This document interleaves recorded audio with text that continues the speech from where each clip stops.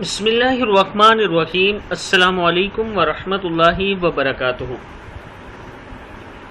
عابد راجہ channel کی طرف سے آج میں اپنے دوستوں کو رسول اللہ صلی اللہ علیہ وسلم کی ایک دعا بتاؤں گا جو وہ دن میں 100 مرتبہ پڑھا کرتے تھے۔ اس سے پہلے میں اپنے تمام دوستوں سے گزارش کروں گا کہ اگر آپ نے ابھی تک میرے چینل عابد راجہ کو سبسکرائب نہیں کیا تو ضرور کر لیں تاکہ ڈیلی آپ تک اچھی ویڈیو پہنچ سکیں۔ تو سٹارٹ کرتے ہیں۔ بسم اللہ الرحمن الرحیم۔